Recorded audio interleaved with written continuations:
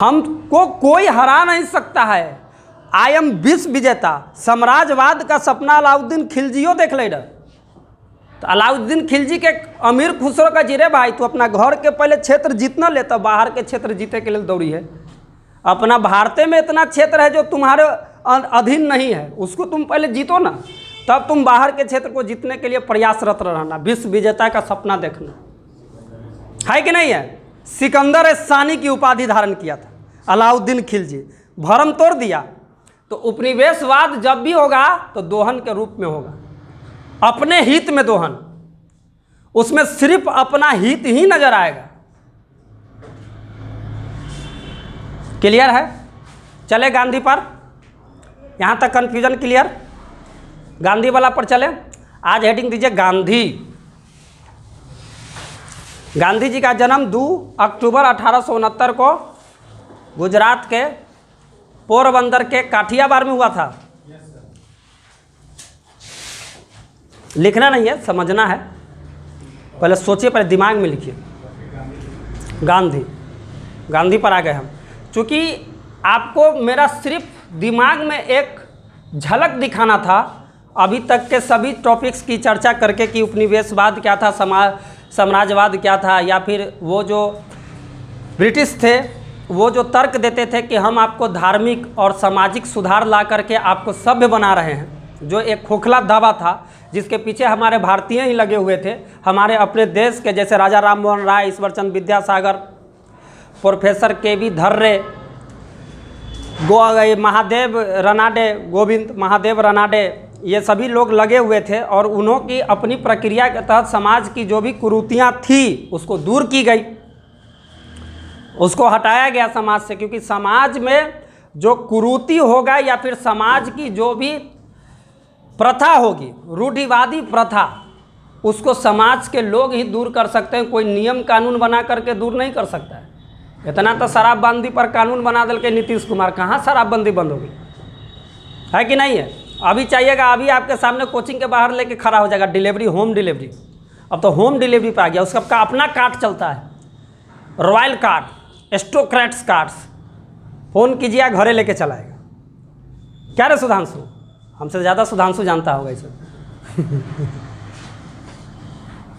नहीं भाई, सुधांशु को ऐसे नहीं देखिए, सुधांशु सही लेगा। तो गांधी जी आप देखेंगे कि मई में 1891 में इंग्लैंड से बैरिस्टरी की पढ़ाई करके वापस आते हैं भारत। और जब गांधी जी भारत आते हैं तो इनकी परिवार की वित्तीय स्थिति बहुत ख़राब है, वित्तीय हालत बहुत ख़राब है। तब जा कर के ये बम्बे उच्च न्यायालय में एज ए वकील के रूप में कार्य करते हैं। और वकील के रूप में उसके बाद रोचा कहला, अच्छा ये कौन बात है भाई। रे भाई रोइए हुए न रे यार, अरे हमारा बड़ा डर लग गया भाई रोए। बहुत एगो सदमा लिए हुए, रात भर हमको नींद नहीं आया है, क्लासरूम में रोना नहीं रे भाई। कुछ पूछता है तो हमको लगता है सही में रो रहा है, समझ गए। रोने वाला एगो खेले हो गया, खेला हो गया क्या। हाँ, 4 हाथ और ऊपर से देती ने। अभी ऑन रिकॉर्ड नहीं जा रहा है ना, तो बस अभी रिकॉर्ड में आता तो भेज देते कि नेहा इसी से बोले तो रहोगी 4 हाथ और ऊपर से। चलिए देखते हैं। गांधी जी की वित्तीय हालत घर की ख़राब है। बम्बे उच्च न्यायालय में वकालत का काम कर रहे हैं, उसके बाद राजकोट उच्च न्यायालय में वकालत का काम कर रहे हैं। इसी समय इनको एक ऑफ़र आएगा। शेख अब्दुल्ला है, आपका गुजराती व्यापारी है, और इनका व्यापार दक्षिण अफ्रीका में चल रहा है। अब दक्षिण अफ्रीका में व्यापार चल रहा है तो इनके बिजनेस पार्टनर से इनका मतभेद हो गया और बिजनेस पार्टनर ने इनके साथ व्यापार में कोई धोखाधड़ी कर दी। अब जब धोखाधड़ी कर दी इनके बिजनेस पार्टनर ने, तो उस धोखाधड़ी के लिए ये चले गए दक्षिण अफ्रीका के कोर्ट। अब दक्षिण अफ्रीका के कोर्ट चले गए तो वकील तो वहाँ भी होगा, लेकिन वहाँ के वकील को भी वो कर सकते थे, रख सकते थे। लेकिन ऐसा क्या कारण था जो वहाँ के वकील नहीं रखे गए, क्योंकि इनके जितने भी डॉक्यूमेंट्स थे वो गुजराती भाषा में थे। बात समझ गए। जितने भी एग्रीमेंट थे इनके बिजनेस से संबंधित वो गुजराती भाषा में थे। अब इनको जो वकील चाहिए था वो गुजराती भाषा का जानकार चाहिए था। आया बात समझ में? वो गुजराती भाषा का जानकार चाहिए था। देखिए अपॉर्चुनिटी, नियति कैसे खोजता है। और इस बात की जानकारी गांधी जी को भी नहीं है, इस बात की जानकारी उनके बड़े भाई को है कि एक शेख अब्दुल्ला है जिसको एक वकील की ज़रूरत है, और वो वकील गुजराती मूल का होना चाहिए, जिसे गुजराती भाषा की जानकारी होनी चाहिए। बड़ा भाई उनको जा करके बोलता है, दक्षिण अफ्रीका जैब के सलाह, बहुत प्यार से, भाई में जब बात होगा ना तो बहुत प्यार से हो कह के,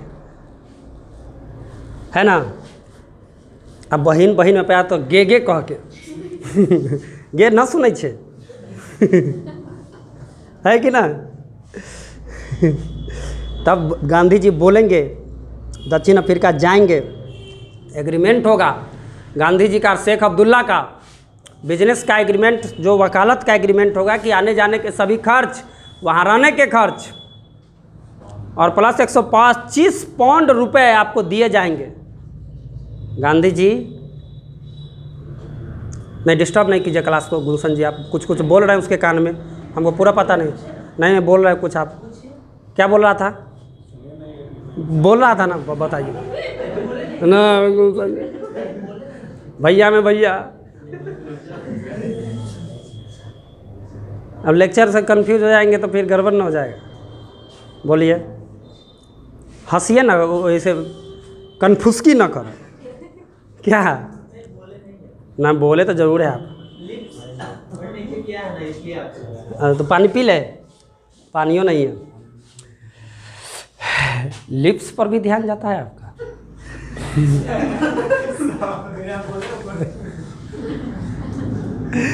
गुलशन के एक एक बात के सब पकड़ के लमार देता है। गुलशन बेचारा फ्रस्ट्रेट हो जाता है।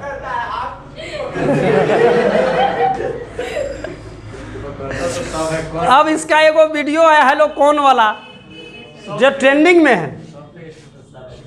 है, सब स्टेटस में लगल है। मुरेठा उरेठा बांधले है, 800 के सैमसंग के एगो मोबाइल हाथ में ले ले है, मोबाइलो एप्पल उप्पल कर रहा था, तब ना उन्हें से फट से जवाब, हाँ हम बोले थी मोबाइल धैले रहिए, एप्पल का मोबाइल। गांधी जी एग्रीमेंट करके जब दक्षिण अफ्रीका गए, डरबन शहर पहुँचे। डरबन शहर पहुँचने के बाद वहाँ की स्थिति को जब उन्होंने देखा तो स्थिति को देख करके अभी तक मन नहीं बनाया था कि मुझे यहाँ दक्षिण अफ्रीका में भारतीय समुदाय के और अफ्रीकी काले लोगों की स्थिति में सुधार लाना है। लेकिन घटना ऐसा होता है जीवन में, प्रत्येक लोगों के साथ घटित होने वाली कुछ ऐसी घटनाएं होती है जो जीवन की रूपरेखा ही बदल देती है। इसीलिए उन घटनाओं से आप टेंशन में नहीं होइएगा। हो सकता है कि घटना आपके लिए पॉजिटिव रूप में ही हो, निगेटिव रूप में ना हो। कोई अगर मारे आपको बेइज्जत करे, कोई अगर आपके पिताजी को मारे आपके पिताजी को बेइज्जत करे, तो उससे जा कर के डिप्रेशन नहीं होना है। वो सीखने के लिए है, वो आपको आगे बढ़ाने के लिए आया है। वो घटना आपके जीवन में कुछ नया लाने के लिए वो आया है घटना। उसको लेकर के डिप्रेशन, हमारा बाबू के मारे हमू घेर के मार भाई, पहले मारे लायक बनब तब ना, पहले मारे लायक बनिएगा तब ना। हो सके आप मारने जाए आपको भी 4 चैला खींच के मार देगा, तो आप डबल वो हो जाएगा। उसको प्रतिज्ञा में ले लीजिए। आया बात समझ में? धृतराष्ट्र की सभा में जिस समय वो हो रहा था खेल जुआ वाला, उस समय भी पांचों भाई मिलके अगर चाहता तो उसी समय रूपरेखा चेंज कर देता। उतनी शक्ति थी पांचों के पास, लेकिन वो समय अनुकूल नहीं था। क्या गलत कह रहा है? इसीलिए वहाँ अपनी पत्नी का चील हरण होते हुए भी, देखते हुए भी शांत बैठा रहा और प्रतिज्ञा ले लिया कि जब तक द्रौपदी के, दुर्योधन के, दुशासन नाम है ना, दुशासन के खून से बाल नहीं धोएंगे तब तक द्रौपदी बाल नहीं बांधेगी और अपने पूर्वजों को हम मुंह अपना नहीं दिखाएंगे। तो गांधी जी डरबन पहुँचे। डरबन पहुँचने के बाद अपने स्थिति, मतलब कि अपने आप को स्थायित्व में रखे, रूम लिए। रूम भी मिलने में उनको बहुत ज़्यादा कठिनाई हुई। रूम भी सही से उनको नहीं मिला, चूँकि वो तो खुदे काले थे और काले लोगों से वहाँ भेदभाव चल रहा था, गोरे और काले का भेदभाव चल रहा था। वहाँ पे आप देखेंगे हमेशा गोरे सरकार लिखे हुए हैं राजीव अहिर पुस्तक में, यूरोपीय सरकार नहीं लिखा हुआ है वहाँ पे। तो वहाँ जो मतभेद था गोरे और काले का ही मतभेद था। गांधी जी एक दिन का समय है जब डरबन से प्रिटोरिया जाने के लिए वो ट्रेन पकड़ते हैं। वो डेट है 7 जून 1893। 7 जून 1893 को गांधी जी डरबन से प्रिटोरिया जाने के लिए ट्रेन पकड़ते हैं और उनके पास A1 क्लास की टिकट है। A1 क्लास की टिकट होने का अर्थ ये है कि उनको A1 क्लास में ही बैठना है। लेकिन बैठने के बाद जब वहाँ पर के गोरे लोग, अंग्रेज जब उनको देखे कि वो भारतीय इस बोगी में घुस गया, अरे ये कहाँ से लौटे,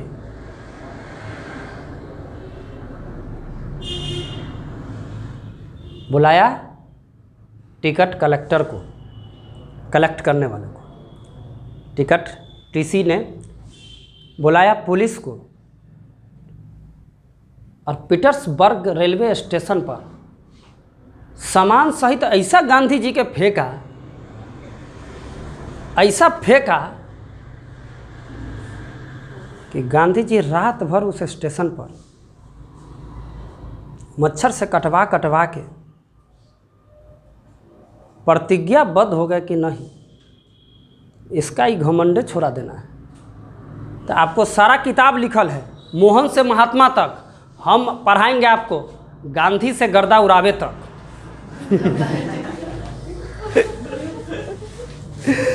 गांधी से गोरे का गर्दा उड़ावे तक आप लोग पढ़ते होंगे किताब में, मोहन से महात्मा तक हम पढ़ाएंगे आपको गांधी से गर्दा उड़ावे तक। बात समझ गए? गांधी जी, हाँ बोलिए ना। कि गांधी जब अफ्रीका गए तो वहाँ अंग्रेजों के खिलाफ मतलब ये किया, इंडिया लौटते हैं कि उनके साथ सहयोग करने की। हाँ, सवाल सही है। यहाँ तक कि उसको भर्ती करने वाला सभी भी कहा गया। सवाल आपका, गांधी जी अफ्रीका गए तो उनका विरोध किए, तो विरोध की प्रकृति क्या थी?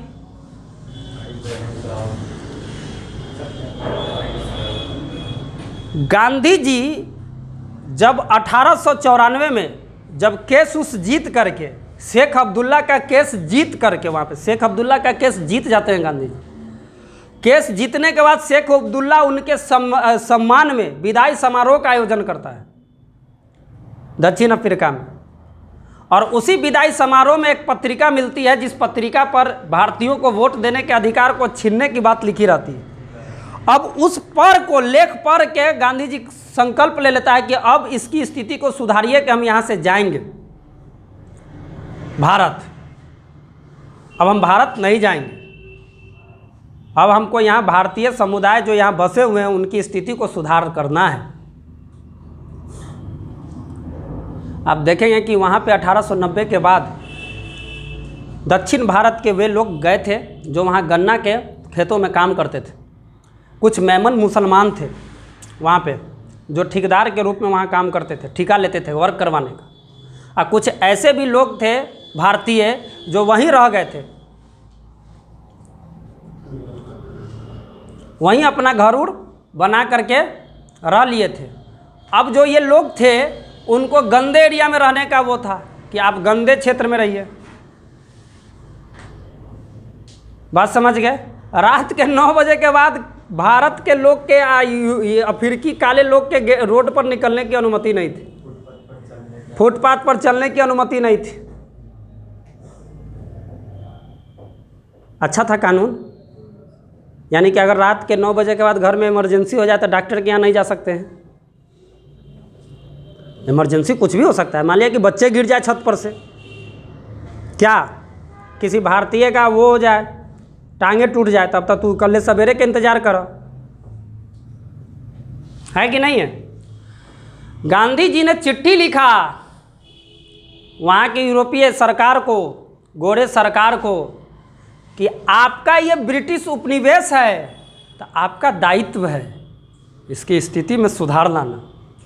देखिए कितना अच्छा विरोध का तरीका अपनाएं कि आपका दायित्व है कि आप इनके स्थिति में सुधार लाइए।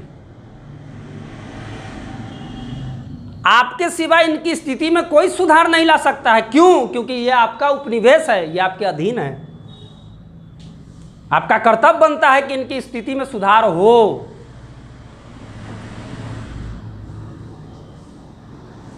अहिंसा की यह प्रकृति है जो आप देखेंगे कि महात्मा गांधी के द्वारा ही लाया गया ये चीज।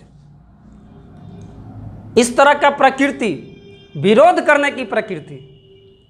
नमक सत्याग्रह के समय सारा आदमी लाठी खा रहा है, और सब लाठी खा रहा है, लेकिन कोई एक लाठी उसको मार नहीं रहा है।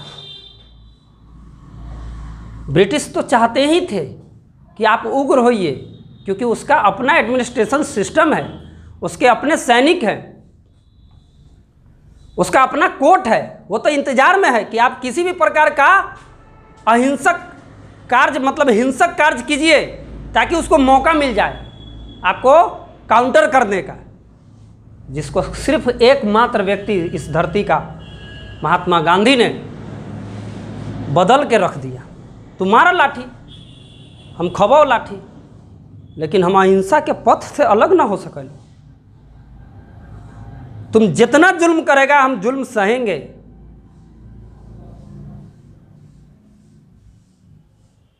हम आप पर जुल्म नहीं करेंगे, हम उसका कोई विरोध नहीं करेंगे हिंसा के रूप में। आपको जितना लाठी चलाना है चलाइए।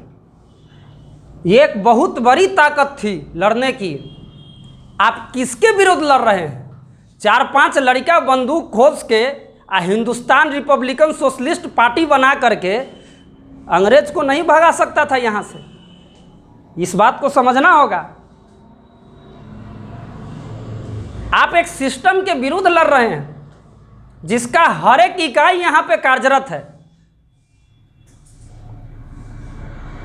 वो सिस्टम अपना इस तरीके से कब्जा कर रखा है, इस देश को अपना आधार बना रखा है, जिस पर उग्र हो करके जीत हासिल करना नामुमकिन था।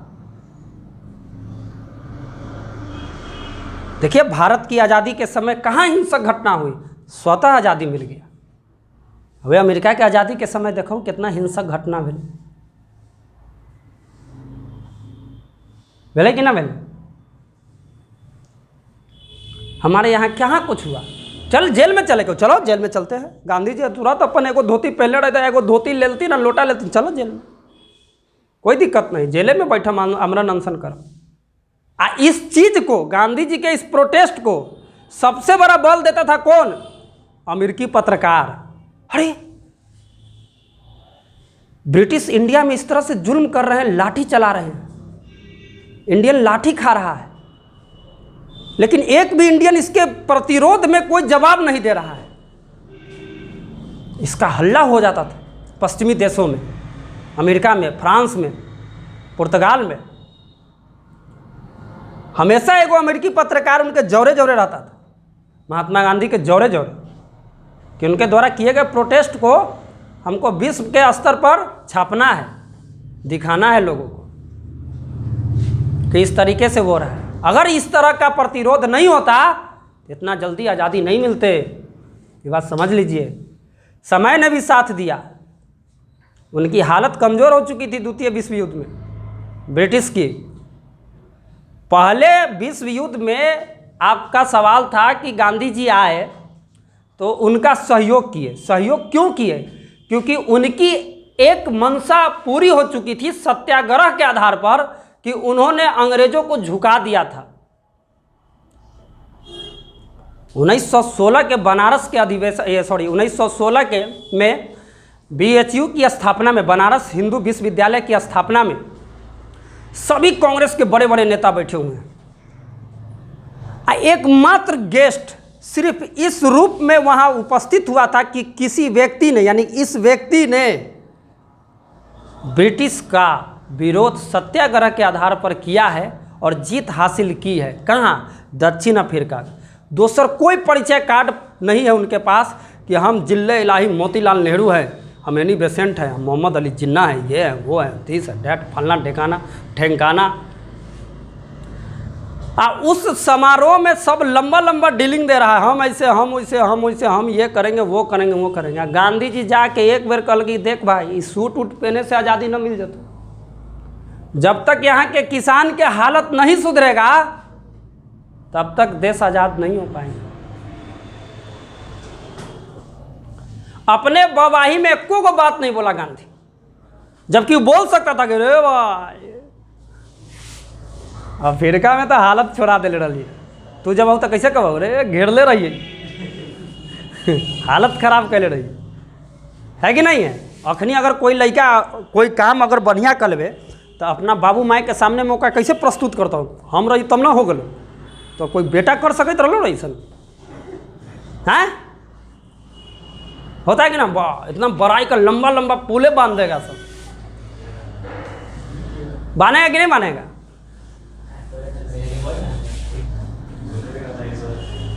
कहेगा कि ना कहेगा, माल मिलेगा तो पुष्पा नहीं, पुष्पा मिलेगा तो माल नहीं क्या साहेब एको को शब्द वो अपना बड़ाई में बोले, जाके देखिए 12th क्लास का NCERT उसमें लिखा हुआ है, एक शब्द भी गांधी अपना बड़ाई में नहीं बोला, सिर्फ देश के हालात पर, देश के गरीब मजदूर किसान पर बोले। वह न गरीब मजदूर के किसान के भाषण जब प्रचारित हुए तो राजकुमार शुक्ल जाकर के 1916 के कांग्रेस के अधिवेशन में, लखनऊ अधिवेशन में, अंबिका चरण मजूमदार उसका अध्यक्ष है, 1916 के लखनऊ अधिवेशन में राजकुमार शुक्ल जाए कहल के बाबा बाबा बड़ा दिक्कत हो बाबा, अंग्रेज 3 कठिया प्रणाली के तहत नील के खेती करवाई, यूरोपियन बागान स्थापित किए हुए। उनके स्थिति को देखते हुए महात्मा गांधी कहे तो ठीक है भैया हम अगला साल अबैत हथियो, तू टेंशन ना ले, अप्रैल महीना में हम अबो, तू आगे बढ़। और यहाँ से कलकत्ता से चलेंगे, शायद 10 अप्रैल के दिन यहीं आपको LS कॉलेज के मैदान में 10 अप्रैल मुजफ्फरपुर 10 अप्रैल को पहुँचते हैं, पटना होते हुए मुजफ्फरपुर। अवे LS कॉलेज के मैदान में लोटा लेकर के इसे ढारते हुए फोटो बनाया गया है, जाके देखिएगा, अभी नया बन रहा है, गार्डन उडन सब बन गया है। नहा वहाँ के धोती उती पहन के बगी पर बैठ के आ बस। कौन गाँव पहुँचला थी ना, चंपारण के मुरली भितरवा गांव। बताइए, सबसे बड़ी जीत की पकड़ उस समुदाय पर कब्जा करना है जिस समुदाय की बात कोई नहीं करता था, कोई नहीं करता था। और कुछ ऐसे समुदाय के लोग थे इस देश में जिस समुदाय के ऊपर देखने में भी डर लगता था। फिरोज शाह मेहता जो ट्रेन से जाता था, उस ट्रेन में स्पेशल उसके लिए सैलून बनाए जाते थे, स्पेशल सैलून फिरोज शाह मेहता के ट्रेन में। जी सोचिए कितना बड़ा डिफरेंस है अपर क्लास के लोग में और लोअर क्लास के लोग में। उस समय कैसे हिम्मत करेगा कि हम फिरोज शाह मेहता के जाके बोले कि हमारा देश में, हमारे राज्य में पश्चिमी चंपारण में 3 कठिया प्रणाली हो रहा है। आप उसी को जाकर के अपना दर्द सुनाएंगे ना जो उस दर्द के बात करता हो। गांधी ऐसी नहीं ना चमक गया, गांधी जी के चमकने के पीछे उनकी सोच और समय का साथ मोहन से महात्मा बना दिया। क्या गलत कर रहे हैं?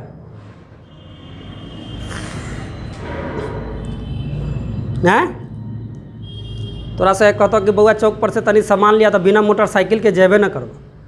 हम महात्मा गांधी एकदम ऐसे चल रहा था, दौड़ल जा रहा था डंडा लेके। वो कहाँ कह देते कि फिरोज शाह मेहता तनी ले आता स्कूटर पर बैठे छी तो ले चलता तनी साबरमती चले के दांडी में जाके नमक कानून तोड़े के मोटरसाइकिल पर पैदले नाप दिए एकदम धरफरायल। सही में गांधी जी के और लोगों के चलने के बीच में 20 लग्गी का फासला होता था। गांधी का मूल्यांकन गलत दृष्टिकोण से जो लोग करते हैं उनसे मेरा एक विशेष प्रार्थना है कि एक बार गांधी के बारे में 12th क्लास के NCERT किताब पढ़ लीजिए, कुछ बोलने से पहले, तब गांधी जी के बारे में कुछ बोलिए, तब ना आपका कटोरा जो उल्टल है वो सीधा हो जाएगा पढ़ला के बाद।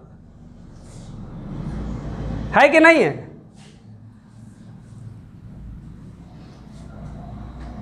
कुछ भी बोल देना आसान है, कुछ सोच के बोलना बहुत मुश्किल है।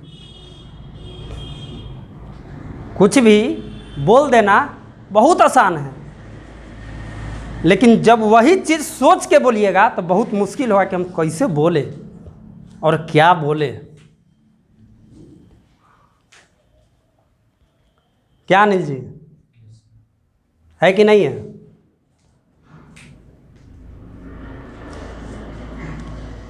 समझ गए? और कोई कन्फ्यूजन है? बहुत प्रेशराइज्ड मोड में आप लोग पढ़ रहे हैं।